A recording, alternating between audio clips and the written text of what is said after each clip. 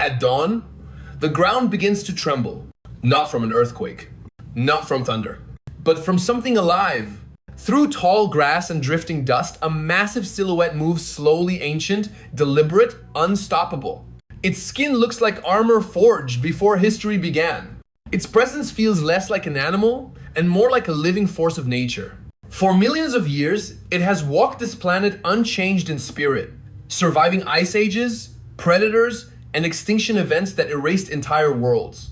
And yet, despite its size, its power, and its legend, we still don't fully understand it.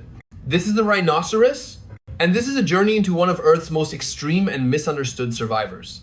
The rhinoceros lives where survival is never guaranteed. Blazing savannas, flooded grasslands, dense forests where visibility drops to nothing.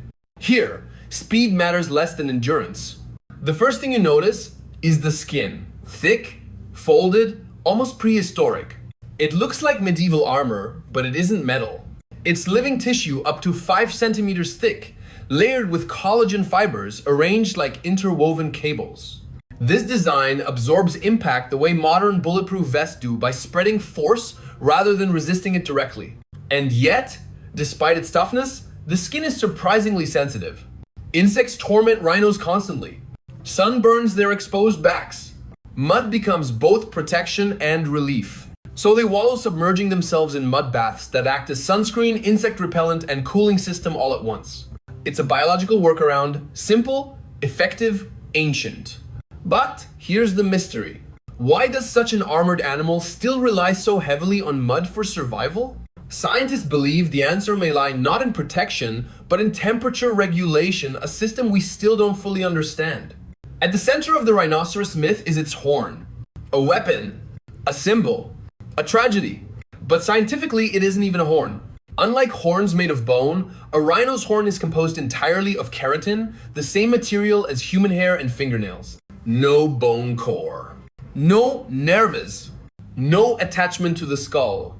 It grows continuously, like a compressed living fingerprint of the animal's life. The horn is used for digging water holes, for breaking branches, for defending calves, and sometimes for battles that shake the earth. Yet this structure, so vital to survival, has become its greatest curse. For centuries, humans believed the horn held medicinal power despite no scientific evidence. Even today, scientists still don't know why this belief persists so strongly across cultures, even in the face of modern knowledge. What we do know is this.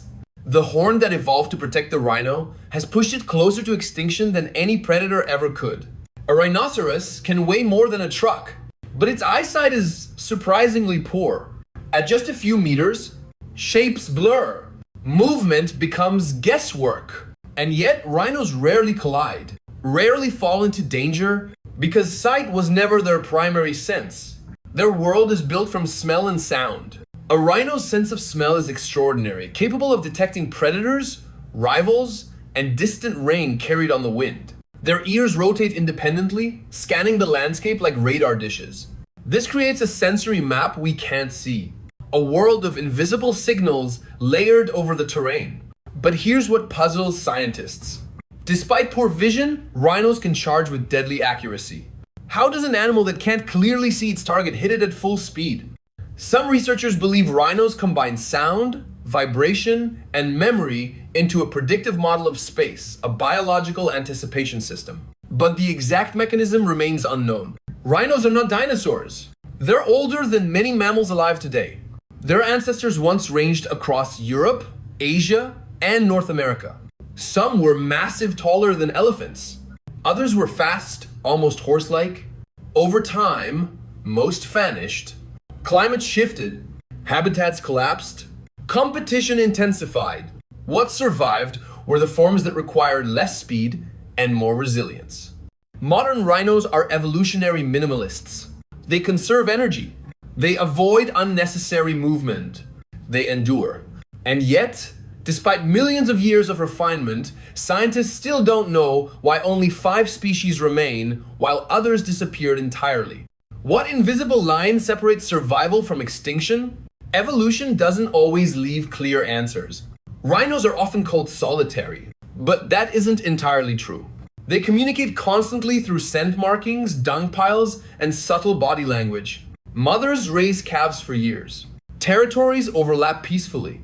Conflicts are often ritualized, not violent. Their apparent isolation may be an illusion, one shaped by human expectations of social behavior. Scientists are only beginning to decode rhino communication. What looks like silence may actually be conversation. And the more we learn, the clearer it becomes. We've underestimated them. Despite surviving natural catastrophes for millions of years, the rhinoceros now faces its greatest challenge: us. Poaching, habitat loss, fragmented populations. Technology tracks them now. Armed patrols guard them. Scientists intervene in ways evolution never prepared them for. And yet, even under constant threat, rhinos still reproduce, still adapt, still endure. Which raises the final question: is the rhinoceros a relic of the past or a test of humanity's future?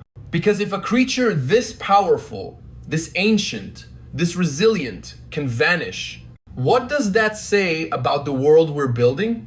As night falls, the rhino moves again. Slow, heavy, unaware of the centuries watching it. It doesn't know it's rare. It doesn't know it's endangered. It only knows the rhythm of survival passed down through deep time. In its footsteps lies a question we haven't answered yet. Will this ancient giant remain part of Earth's future? Or only its memory? The rhinoceros doesn't wait for our decision. It keeps walking.